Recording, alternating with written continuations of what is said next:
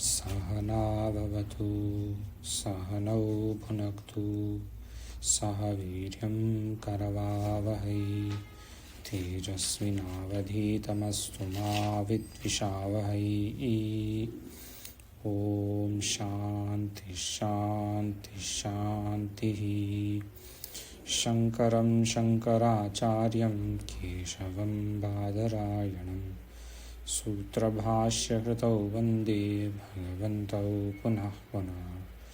ईश्वरो गुरुरात्मेति मूर्तिभेदविभागिने व्योमवद्व्याप्तदेहाय दक्षिणामूर्तये नमः। ॐ शान्तिः शान्तिः शान्तिः। अस्माकम् अद्यतनः विषयः अस्ति 14 अभ्यासः। पृष्ठक्रमाङ्कः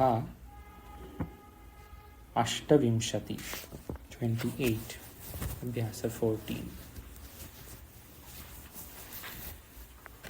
On Friday we saw युष्मद् शब्द। अद्यतनः अद्य वयं पश्यामः अस्मद् शब्द। युष्मद् इति मध्यमपुरुषवत्, अस्मद् इति उत्तमपुरुषवत्।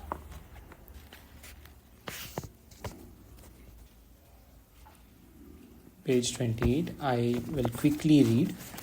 अहं पठिष्यामः शीघ्रः। किं शब्दानि सन्ति अद्य? What all words we have today? क शब्द संज्ञा शब्दानि। अस्मद् में इति सर्वनाम शब्द अस्मद्। अस्मद् इति शब्दे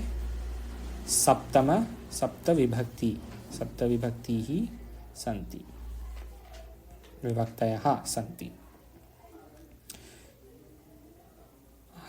अग्रे छात्रः विद्यार्थी, अन्नम् अन्न, निमित्तं कारणं हेतुः। तीनों शब्दों all three शब्दस mean कारण, reason। त्रीणि शब्दानि कारणम् इति अर्थे सन्ति। स्म भूतकालबोधक अव्यय। फॉर एग्जाम्पल सा पठसि सः पठति इति he is studying। सः पठति स्म he studied भूतकाल। अहं पठामि I study, अहं पठामि स्म I studied। भूतकाल बोधक शब्द स्म, very useful शब्द। उपरि ऊपर, अधः नीचे। Is it the same as apatat? अपठत् will be पठति स्म। So it's the same thing. So you can either say if you forget lang lakara, just lat lakara plus sma. There will be exceptions that will come later, but very few exceptions. More often than not, you can use sma for anything. उपरि ऊपर, अधः नीचे, नीचैः अपि नीचे अस्ति। पुरः सामने, पश्चात् पीछे, अग्रे आगे। पुरः सामने opposite, पश्चात् पीछे is behind, अग्रे in front, अग्रतः अपि अग्रे। अग्रे इति पर्यायवाची शब्दानि सन्ति। अग्रे, अग्रतः इति। यावत् जितना और जब तक, how much ever or however long, until whenever। तावत् उतना तब तक, that much or that long, until then। यत् इतना, this much। कियत् कितना, how much। अग्रे, अग्रे क्रियाविशेषण शब्दानि।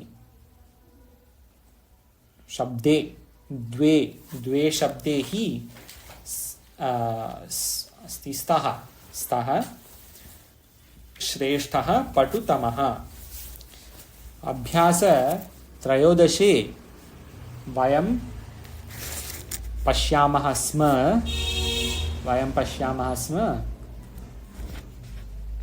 पटुतरः तरप् प्रत्यय पटुतरः इति द्वे विद्यार्थे एकः पटुतरः, द्वे नरे एकः पटुतरः। अद्य त्रीणि विद्यार्थयः एकः पटुतमः, त्रीणि नरे एकः पटुतमः इति एग्जाम्पल्। Did we do the declensions of iyat and kriyat?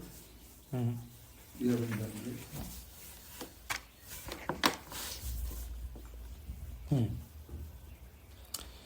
अग्रे व्याकरण षष्ठी विभक्ति नियम 35 धातु के लट लकार वाले के साथ स्म अव्यय लगाने के भूतकाल अर्थ हो जाते हैं। भवतः प्रश्नः, सुंदर जी, भवतः प्रश्नः इति उत्तरः। भूतकाले from lat lakara you add sma, it will be the same as lang lakara। जैसे वह पढ़ता था सह पठति स्म।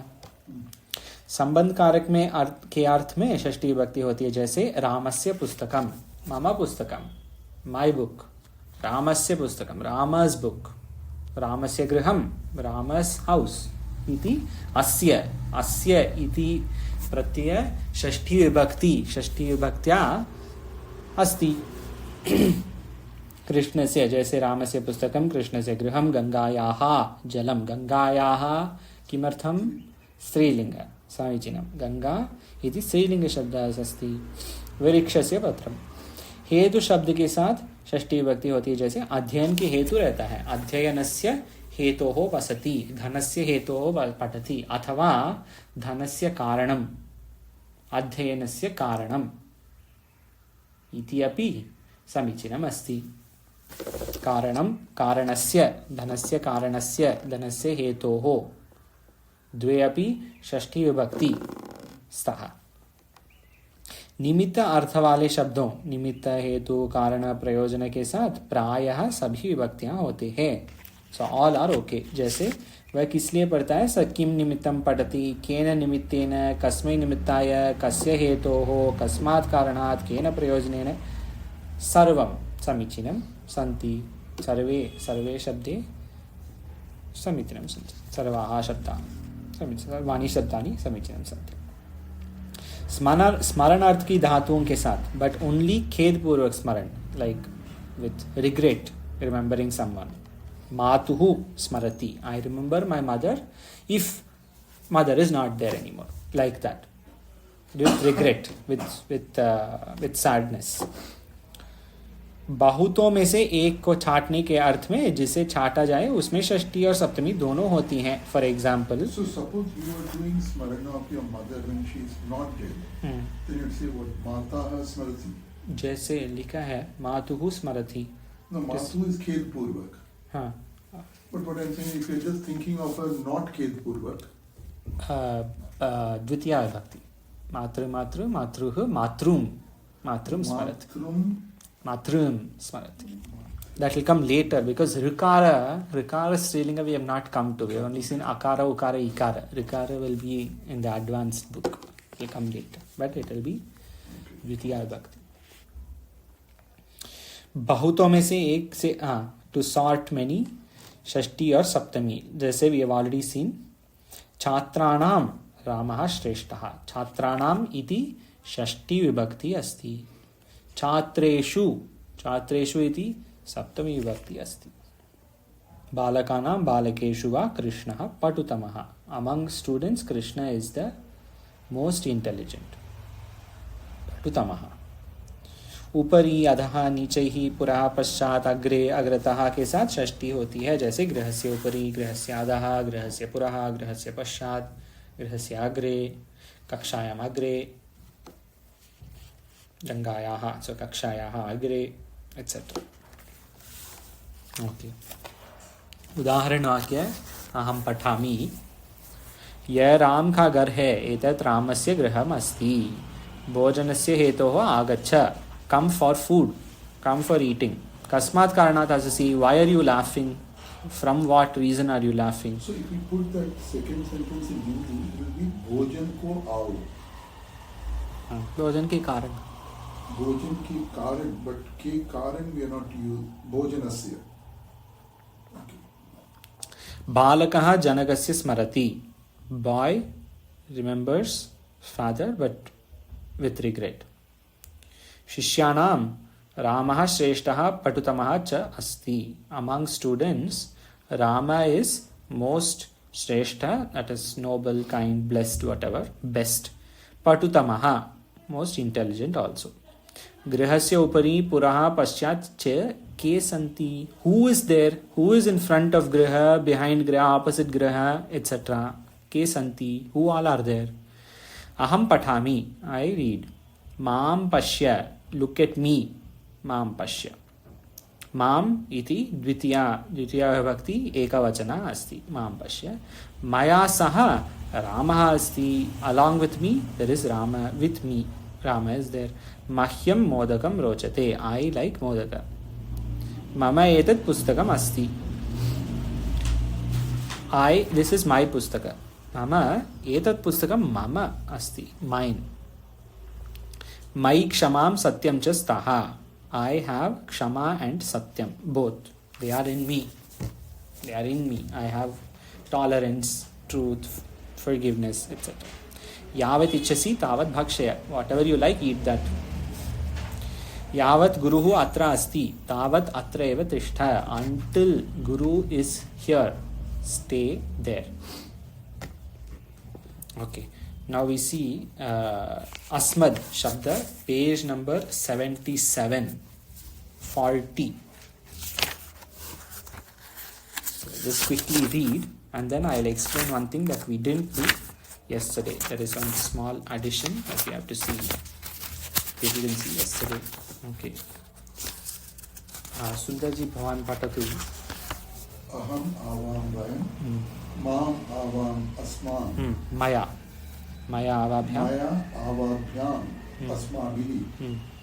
Mahyam avabhyam asmabhyam. Asmabhyam. Asmabhyam. Ekanamisha. Hariji, you found? Yes, I did. Panchami, Shashti, Saptami. Bhavan Kripya vadatu. Mat avabhyam asmat. Mama avayoho akam. Mai. Mai avayoho asmasu. So when you compare both Yushmad, Asmad, Ubhayoho, we see they are very similar. Tvam, Aham, and then Shashti Vibhakti, Saptami Vibhakti, Tvai Mai. Tvai Mai Chanyatraiko Vishnu Kupyam. Vyartham Kupyasi Manya Sahishnu. Tvai Mai. You and I are not different. Bhagavan Bhashyakara writes there. Tvai Mai. Saptami Vibhakti. Tvat Mat is Panchami Vibhakti. Tritiya Vibhakti, Tvaya Maya. Very similar. Yushmad and Ashmad. If you remember Yushmad, you can remember Asmad. Now, one thing that we didn't see yesterday. When we are writing, when one day some thought comes of composing something, you have to write some Sanskrit composition on somebody, on something. The second Rupa, and also while reading Upanishads, etc., often the second of whatever options are there, the second line is often used. Yesterday we saw Dvitiya Bhakti, Yushmat Shabda, Tvam, Yuvam, Yushman. We didn't see the second one. But often we will see Tva or Vaha. Vaha often comes in Upanishads. Vaha means you all as an object. All of you as an object. So seeing all of you. Aham Vaha Pashyami. I am looking at all of you.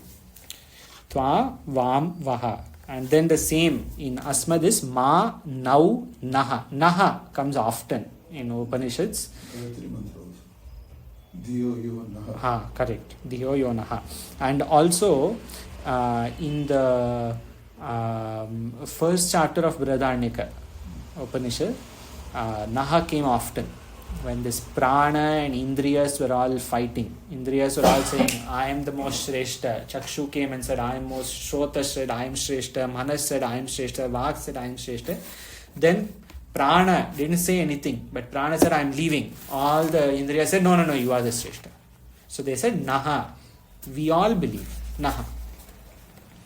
So then Chaturthi Vibhakti, Tubhyam, Yuvabhyam, Yushmabhyam, Mahyam, Avabhyam, Asmabhyam we have read. But the alternatives, Te, Vam, Vaha, Me, Nau, Naha. So this is very similar to Dvitiya Vibhakti. In Upanishads, you have to see what is surrounding Naha and decide whether it is Dvitiya or Chaturthi. When they base on that, the meaning will change. On this, the Bhashyas, different acharyas have different views on this based on their Bhashyas, etc. We know this. Further, mainly Shashti Vibhakti's options are the ones that we see most often. Dvitiya and Chaturthi alternative options we sometimes will see. Shashti Vibhakti we see many times. Tava, Te. Te ubhe nanarthe purushagum sinitaha tayo shreyascha preyascha manushyametah tau samparihityo vivinatti dhiraha. Kathopanishad.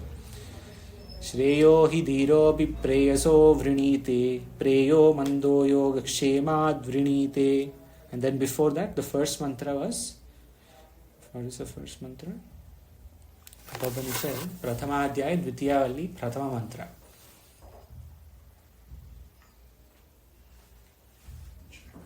Anyat shreyo anyadutaiva preyas te ubhe te.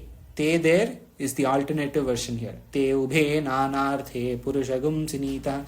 That te is come. So in many times Upanishad, tava will not come, te only. The second option is more important. Vam yuvayoho vam. Yushmakam vaha. The same way, mama, me, avayoho nau, asmakam naha. And these are very useful shabdas because, for example, if we have to write something in Anushtup Chanda, Mama is 2 syllables and Me is only 1. It saves space. Saves an extra syllable for the next whatever other shloka is given. So, Me, Te, all these are useful shabdas which we didn't see yesterday, but now we have seen. So, alternative shabdas for generally compositions. Okay. Sanskrit banao. सुंदर जी भगवान वदतु यह राम की पुस्तक है संस्कृते संस्कृत भाष्ये एतत् रामस्य पुस्तकम् अस्ति एतत् रामस्य पुस्तकम् अस्ति समीचीनम second one I will say यह सुशीला का घर है एतत् सुशीलायाः गृहम् अस्ति हाँ हरि जी वदतु भवान गंगा का जल मधुर है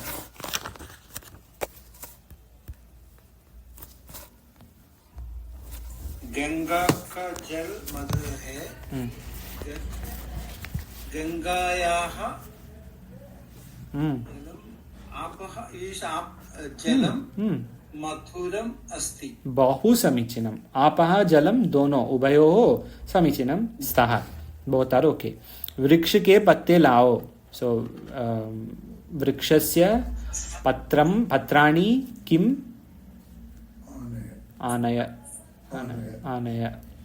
Anaya also comes in Mimamsa many times. Jalam Anaya, they'll say in Artha Sangra. वृक्ष के पत्ते लाओ मैं यहाँ अध्ययन के हेतु रहता हूँ सो अहम सुंदर जी भगवान वदतु मैं यहाँ अहम अध्ययनस्य हेतोः वसामि किमर्थम हेतोः किमर्थम कारणस्य न अध्ययन करने के लिए उसके कारण के लिए अध्ययनस्य हेतोः भवान् अवदत् किमर्थम न अध्ययनस्य कारणस्य भवान् अवदत् भवान् वदति स्म अध्ययनस्य हेतोः किमर्थम why not किमर्थम न अध्ययनस्य कारणस्य इति Karanasya is also okay. It is also okay. Yes. Both are correct. In fact, adhyanasya karanasya will be easier than adhyanasya hetoho. Hari ji, Bhavan vadatu, dhan ke hetu vidya padho. Dhanasya hetu vidyam Pata is a second purusha, right? Yes. Samichinam, Madhyama Purusha. Lekin parantu lot lakara. Samichinam. Parantu hetu nasti hetoho. Hetoho iti shashti vibhakti ekavachanam. Athava dhanasya karanasya. कारणस्य दानस्य कारणस्य पठ क्या किं पठ विद्यां पठ. Okay देन तुम किस लिए विद्यालय जाते हो. हरि जी भवान् एव वदतु. त्वं तुम इज त्वम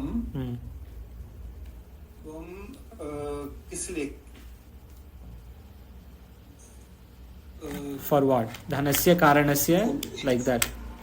किस कस्मिन् हेतोः कस्य षष्ठी विभक्ति. कस्य हेतोः हाँ विद्यालयम् हाँ आगच्छत नहीं आए. जाते. Why didn't you come? You can say gachasi sma. This is an easy way of saying gachasi sma. Why didn't you come? Or But that is acha. You're doing the eighth one. sorry, I gone further. तुम किस लिए विद्यालय जाते हो. Why are you going to विद्यालय. You said Hari ji, you had said भवान् अवदत् किम. त्वं कस्य कारणस्य. त्वं हाँ कस्य हेतोः हाँ विद्यालयं. हाँ त्वम् इज थर्ड पुरुष सो गच्छति. त्वम् इज मध्यम पुरुष. गच्छसि. त्वम् इज गच्छसि.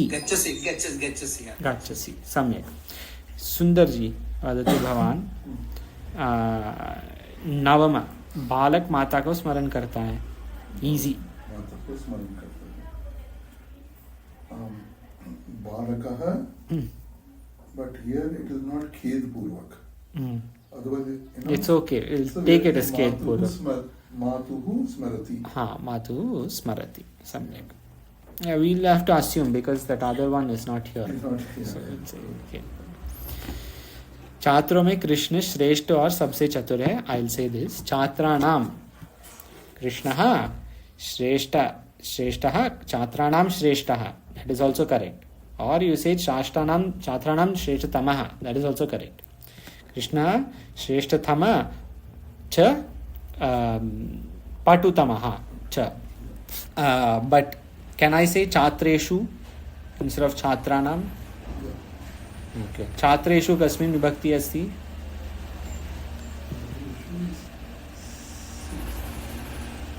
छात्राणाम् इति षष्ठी विभक्ति. छात्रेषु सप्तमी विभक्ति.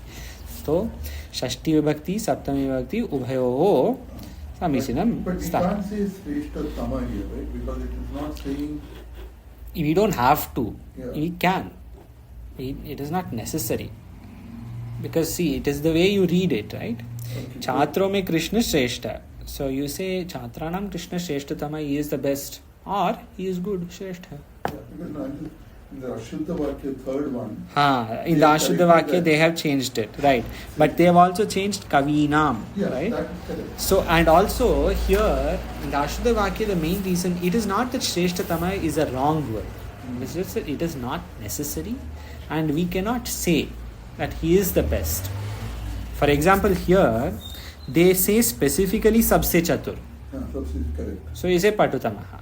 But they say only Shreshta. So it is better to say Shreshta.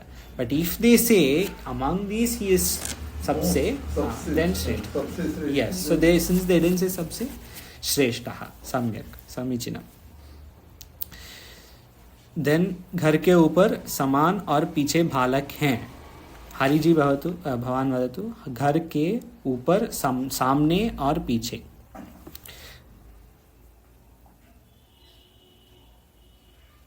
गृहस्य. हरि जी भवान. Sorry, sixth. घर के is sixth. हाँ. So गृहस्य उपरि पुरः पश्चात् everywhere च बालकाः सन्ति.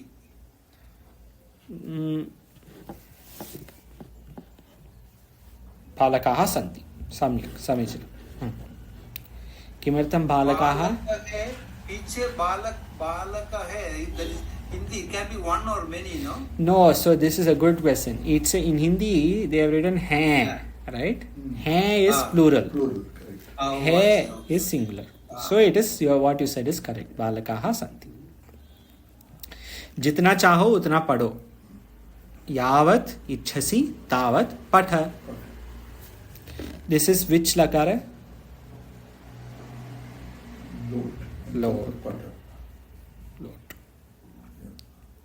जब तक गुरु नहीं कहते हैं तब तक यहाँ से न जाओ. सुंदर जी बात.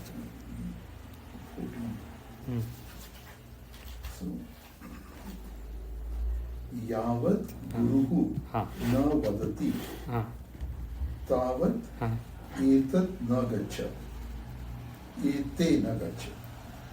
It will be itaha, right? इतः Itaha na gaccha. Yamma gaccha. Right? From here, यहाँ से. हाँ. Itaha. Sorry, I got it. इतः. Itaha. यहाँ से. Ete would be saptami, right?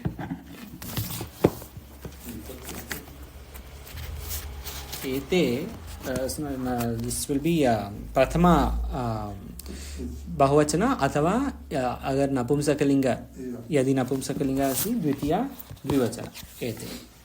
हाँ. ओके. तुम कितना धन चाहते हो? हरि जी वदतु भवान्. त्वं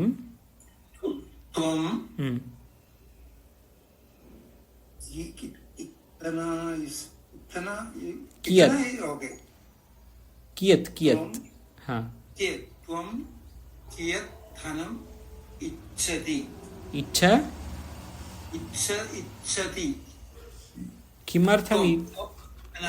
त्वं is second case. So इच्छता. इच्छसि. Sorry. इच्छसि. Yeah. सम्यक्. समीचीनं. मुझको देखो. So the other one, 16th one, हाँ. it will be aham iyat dhanam ichhami. Yes. So it's just iyat. Yeah. Iyat. It is there. So I'm not going because kiyat we already saw. Yeah. So iyat is same. So I don't do. मुझको देखो. माम पश्य. मेरे साथ रमा यहाँ I. Hari ji वदतु. मेरे साथ रमा यहाँ आई. किम लकार? हाँ. मया सह. हाँ. मया सह. रमा अत्र आगच्छति स्म. हाँ. आगच्छति स्म. बहुपटुः भवान्. Very smart. आगच्छति स्म. इजी. मुझको फल अच्छे लगते हैं. सुंदर जी वदतु भवान्. मह्यम फलम रोचते. फलानि रोचते. फलानि रोचन्ते. किमर्थं? बहुवचनं. फलानि रोचन्ते. फल अच्छे लगते हैं. इसके लिए. मेरा घर ये है. मम गृहम् एतत् अस्ति. मुझ में सत्य और विद्या है. मुझ में कस्मिन् विभक्ति? सप्तमी. हरि जी सप्तमी. मुझ में इस सप्तमी विभक्ति. मुझको. हरि जी कस्मिन् विभक्ति? मुझको. मुझको is 44. सम्यक. बहु समीचीनं. चतुर्थी विभक्ति. मुझको. मह्यम चतुर्थी विभक्ति. अशुद्ध टु शुद्ध. अध्ययनेन हेतुना वसामि. अध्ययनस्य हेतोः वसामि. मातरं स्मरति. मातुः स्मरति. एंड कविभ्यः कालिदासः श्रेष्ठतमः. कवीनां कालिदासः श्रेष्ठः. सो ऑल आर वेरी सिंपल.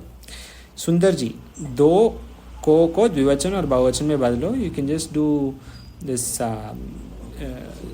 तृतीय. गंगा का जल मधुर. ख को. सो मेरे साथ रमा यहाँ आई. भवान वदतु. मेरे साथ रमा यहाँ I. Which is that is the sorry ख का which one is that? 18 अष्टादश. Oh, okay, that's in ख. Okay. So वयम हम सब के साथ. So वयम सह किमर्थं वयं हम सबके साथ, मेरे साथ. एकवचन में किम् अस्ति एकवचने? एकवचन में मेरे साथ would be अस्मत्, मेरे साथ. मया सह. मया सह. तृतीया विभक्ति. किमर्थं सः शब्द इति तृतीया विभक्ति समीपे अस्ति. सः अस्माभिः. सम्यक्. हाँ, अस्माभिः. अस्माभिः सह. सह. रमाः. अत्र. रमा. रमा अत्र. Then आगच्छति स्म. सम्यक्. यदि रमाः. So रमाः is आगच्छन्ति. रमाः आगच्छन्ति स्म. गुड. सम्यक्. आगच्छन्ति स्म. हाँ, सम्यक्. हरि जी भवान् वदतु 20. मेरा घर ये है. द्विवचन बहुवचन. मेरा is mama. मेरा is mama. Just looking up. Mama आवयोः अस्माकं. 3, 4. मम गृहं. यः एतत्. अस्ति. अस्ति. सम्यक्. अस्ति. द्विवचने. Next one is आवयोः. गृहं. Then we can गृहाणि. गृहे. गृहे. एतः. एते. स्तः. बहु सम्यक्. और बहुवचने अस्माकं. घर. पुल्लिंगम is that also we have to convert, or only that will remain ekavachanam? You can stay ekavachanam. We'll do both. So if it is ekavachanam, griham. If it is bahuvachanam, अस्माकं गृहं. हाँ.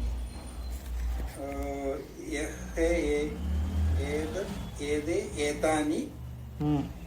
किमर्थं गृहं न गृहम् इति. एते only. एतत् गृहम्. एतत् अस्ति. गृहाणि. अस्माकं गृहाणि. गृहाणि is गृह फलं फले फलानि. That is बहुवचन. हाँ. गृहाणि एतानि सन्ति. एतानि सन्ति. बहु समीचीनम्. अति समीचीनम्. लास्ट वाक्य बनाओ. अस्मान्. तो अस्मान् किं विभक्ति अस्ति? अस्मान् कस्मिन् विभक्ति? अस्मान् is द्वितीया. सम्यक्. हाँ, तो प्रथमः सुन्दरजी वदतु. अस्मान् वाक्य बनाओ. अस्मान्. अस्मान् पश्य. समीचीनम्. हरिजी वदतु. अस्मभ्यं. अस्मभ्यं. अस्मभ्यं is तृतीया. चतुर्थी विभक्ति. अस्मभ्यं. अस्मभ्यं चतुर्थी. That means I am the beneficiary of some act. So asmabhyam. That is, we are the beneficiary. We are the beneficiary. Is from that person, right? Panchami is Rama. Hari ji vadatu bhavan कृपया. अस्मभ्यं ईश्वरस्य. Ashurva, something like that. Make a word. Sorry. ईश्वरस्य अनुग्रह. Yeah. Hey. Oh. But then what?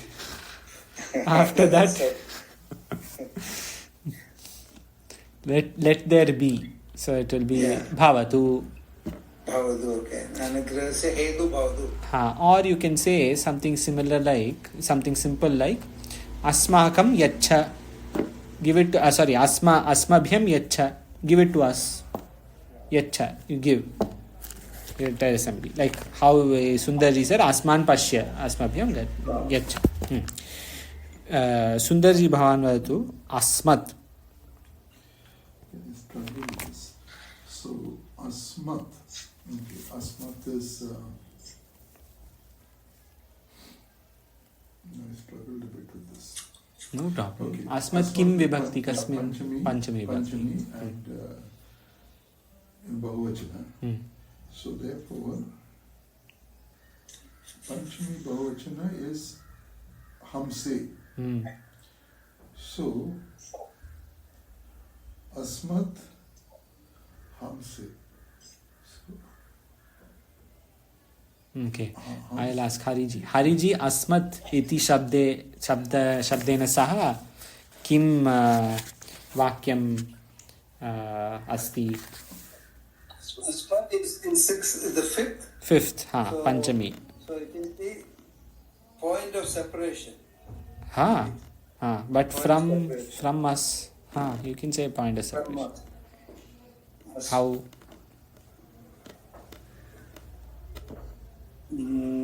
How can we say It is a little difficult. gift goes from me, From us.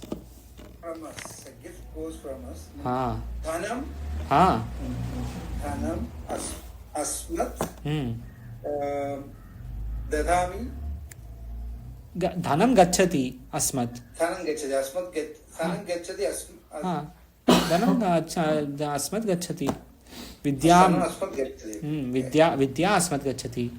Vidya asmat gacchati. समीचीनं भवानेव वदतु हरिजी अस्माकं Asmagam is one second. Asmagam is Bahuvajan. Asmagam Vayam Samskritam Patati. अस्माकं षष्ठी बहुवचनम् Asmagam. Okay. Class. We came to class to study Sanskritam. षष्ठी कुत्र अस्ति षष्ठी विभक्ति सुन्दरजी वदतु भवान् So, Asmakam Grihani Tatra Santi. अस्माकं गृहाणि तत्र सन्ति Our house are there. Our houses are there. सम्यक् अस्माकं गृहाणि तत्र सन्ति Tatra Santi. or we can say something similar like something simple like I say every beginning of every session अस्माकं अद्यतन विषय अस्ति our topic today our you can say anything with our अस्माकं अद्यतन विषय अस्ति अस्माकं गृहाणि तत्र सन्ति बहु समीचीनं so with this yushmad and asmad are ending tomorrow we will see one more Abhyasa 15. So you see things are going quickly. Today in 40 minutes we will quickly finish. By the time we get to next Monday, we will take a pause from Abhyasas, do Sandhi and Pratyaya first, then come back to Abhyasa, this book or the more advanced book that we will figure out next time. So why I am saying that is, this is the last week. If we have any questions with anything in Prarambhik Rachananuvada Kaumudi for now. Otherwise, we will see Sandhi and then there is more time for questions. Okay. I have one question. Yes. See, the Kriyapad forms depends on the Purusha and the Vachana. So how do we bring in the Lakara into it? It depends, right? Because each dhatu has a certain rupa in a certain lakara. Like for example, what do you mean? How do you bring the lakara meaning? For example, if I say Patati,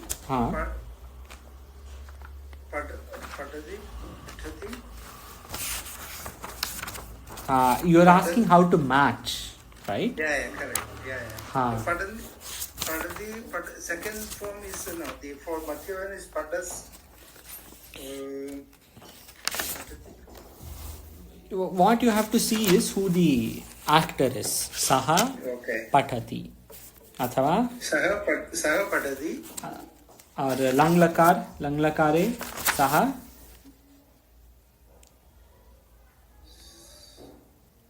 पठति स्म Okay. अथवा अपठत् सः इति प्रथमपुरुष एकवचन अस्ति, right? So Okay. we see the first line, first word again, prathama ekavachana of pat Yeah. in whichever Okay. lakara. Yeah. So let's say patanti. Ah. We put that is the Te. te patanti Te patanti. is the past is the current present tense of Correct. many people reading. Exactly. So if that is the, so if I want to make it they studied up then I have to match te patanti and then patanti will have a new form at that time, correct? Yes. So it will not be patanti anymore. It will be te apathan or te patanti sma. We can say. So te will be the same. They will be the same. Yes, of course. Te will be They are the same, right? They study. They studied. Yeah. They are anyway okay. there. So I need to that and then, but it doesn't depend on the vibhakti. No, Am I right? but because there is no question of a vibhakti here, right? Yeah, It is correct. only So, purusha. It is a dhatu that we are talking about. If there is they say Samskrita bhasha they studied, then there is a question of a Yeah. vibhakti, whether it is dvitiya bhakti or whatever vibhakti. Or so for each lekara we have a form. Correct. For each lakara there is a form. Shabda changes depending. For all the three purusha and Correct. lingas. Yes. Not Correct. linga, vajanas. Vachanas. So, for example, from page number 83, if you see, you have Bhu Dhatu, right? Bhu Dhatu, in that one page itself, they have given 5 lakaras. Okay, got it. And each lakara, each shabda, they are given in one page itself. So, you just say Bhu Dhatu, Pat Dhatu is like Bhu Dhatu. So, Yeah, if you okay. want to say Te Patanti Sma, and you say Te Apathan, right? Because you are given here Abhavan. So, you just say Apathan. Oh, okay. So we will generally speaking we will first match the purusha, then the vachana, and then the lakana. Yes. Purusha, Vachana, Lakara, depending on context. But since we are studying Vyakarana for Vedanta and not for Vyakarana's sake, the lakaras that often come in Vedanta are Lat Lakara and Lot Lakara. Okay, Often. lot. Okay. Sometimes Rit will come. This Okay. person will become that. Prajapati did this upasana so that he will become that in the next janma. Or Manushya will become Prajapati. Things like that. Lat and Lot is also important because Lot often in stories and all it comes. Prajapati said to Indra, you stay here. Bhava, Patha, things like We that. also said that Agyartha, because Veda's advice. But this Upanishad, in Vedanta often it is Lot. Veda will come. Even in Vedanta also, Brihadaranyaka, Shrotavya is Vidhiling, right? Atmavare Drashtavyaha, Shrotavyo, Mantavyo, Nidhasavya is Vidhiling, Shrotavyaha. It is to be thought of, Mantavyaha. It is to be heard. So sometimes Vidhiling comes, but more often than not, Lat and Lot predominate. Lung, you can easily say Lat plus Ma when it comes to lung. So that is a shortcut. that is shortcut. Okay, thank you. Okay. So tomorrow, same time, next abhyasa.